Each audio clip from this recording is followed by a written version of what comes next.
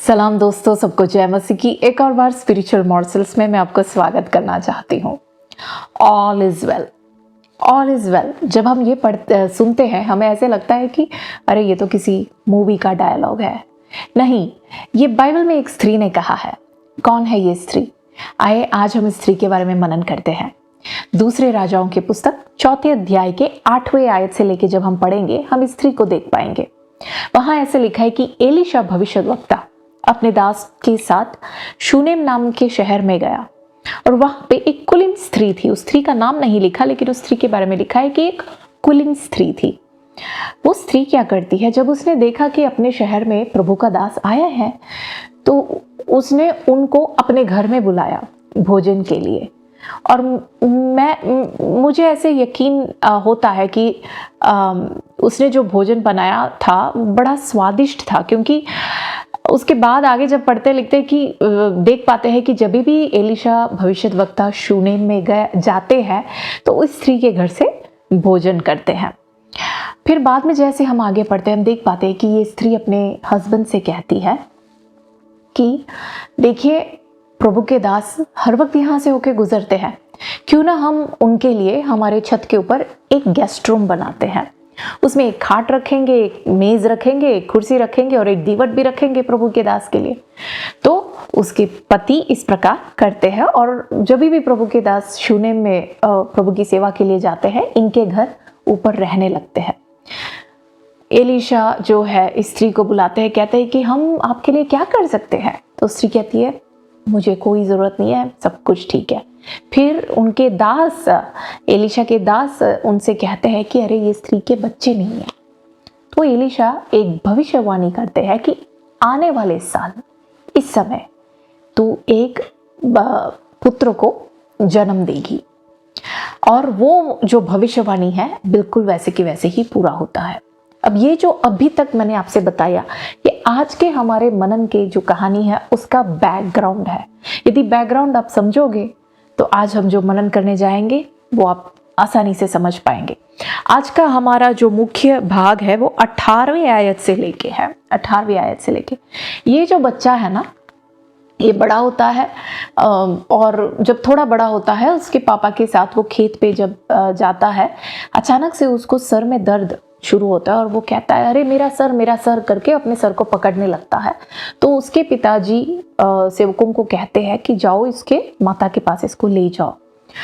जब उस बच्चा अपने माँ के पास आता है, उसके सर में दर्द होता है, माँ के गोद में अपने सिर रखकर वो लेटा रहता है और फिर वो मर जाता है। अब देखिए ये स्त्री अपने गोद में अपने जो बेटा है अपने गोदी में मरा पड़ा है। अब वो स्त्री क्या करेगी? वो चिल्लाई नहीं, रोई नहीं। उसने देखा अरे ये इस बच्चे के बारे में, ये बच्चा इस वक्त मरने वाला बच्चा नहीं है, ये सही नहीं है, ये कुछ गड़बड़ है। क्योंकि प्रभु के दास ने मुझे भविष्यवाणी कर कर वायदे का एक पुत्र है ये, इसका अंत ऐसा नहीं होना है। तो उसने सोचा कि मैं उसी दास के पास जाऊंगी, उसी प्रभु के दास के पास जाऊंगी। अपने पति के पास जाती है और कहती है कि मुझे एक नौकर और एक गधा मुझे चाहिए, क्योंकि मैं उस प्रभु के दास के पास जाना चाहती हूँ। उसके पति उससे पूछते हैं कि क्या हुआ, अचानक से क्यों ऐसा प्लान बना रहे हो? क्योंकि आज ना शबत का दिन है, ना विश्राम का दिन है और ना आज नए चांद का दिन है।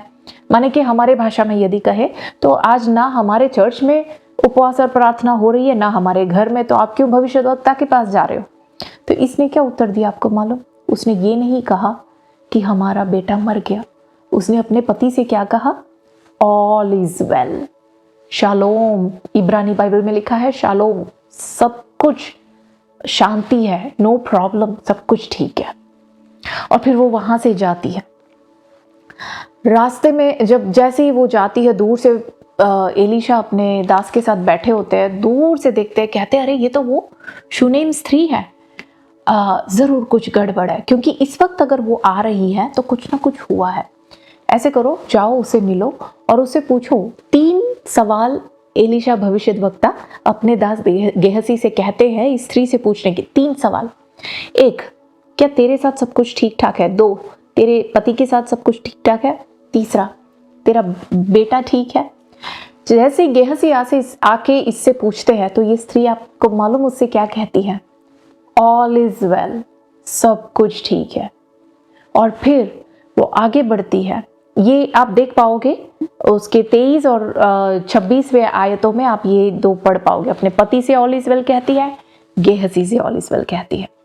लेकिन वो आगे बढ़ती है, एलीशा भविष्यद्वक्ता को जैसे मिलती है उसके 27 और 28वें आयतों में, वो उनके पैरों पर गिरकर रोने लगती है और उनसे सब कुछ सच सच बताती है।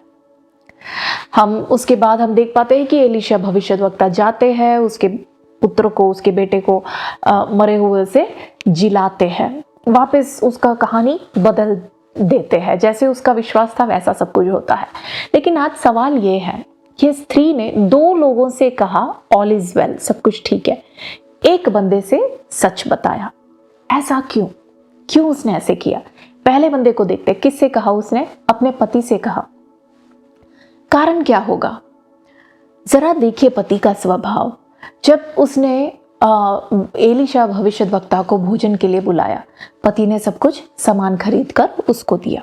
जब उसने पति से कहा कि ऊपर एक दूसरा कमरा बनाते हैं, उसमें ये सामान खरीद के रखते हैं, सब कुछ उसके पति ने किया।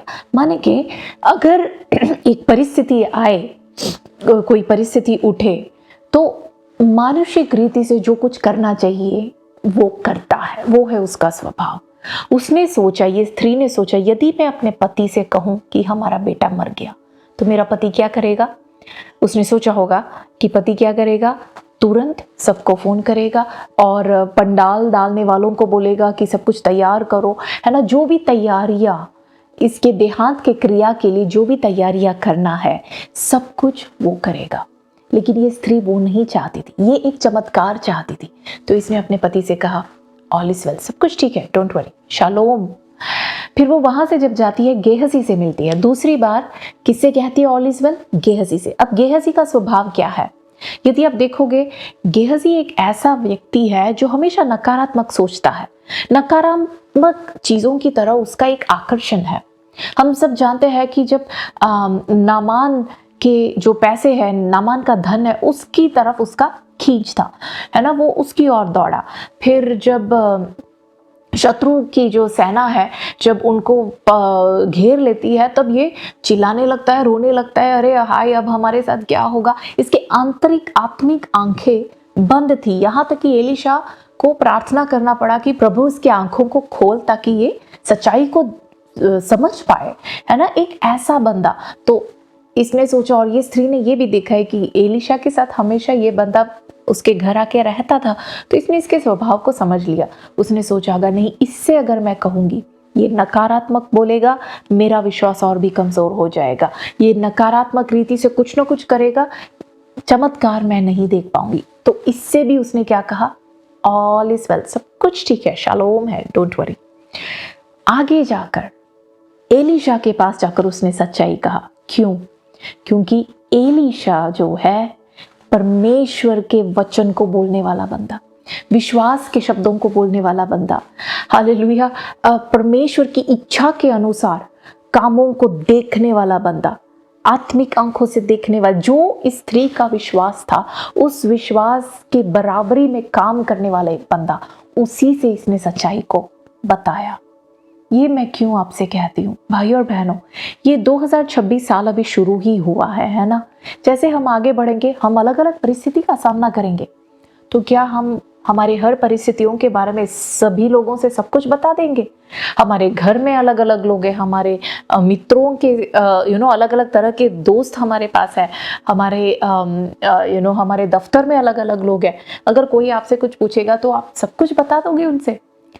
ध्यान पूर्वक, जैसे स्त्री ने कहा, ध्यान से देखिए, क्या ये व्यक्ति, अगर मैं इस व्यक्ति से सच्चाई बताऊं तो क्या इस व्यक्ति के मुंह से जो निकलेगा, जो ये बोलेंगे, क्या ये मेरे विश्वास को तोड़ देंगे, कमजोर कर देंगे, या तो फिर उसको बढ़ाएंगे?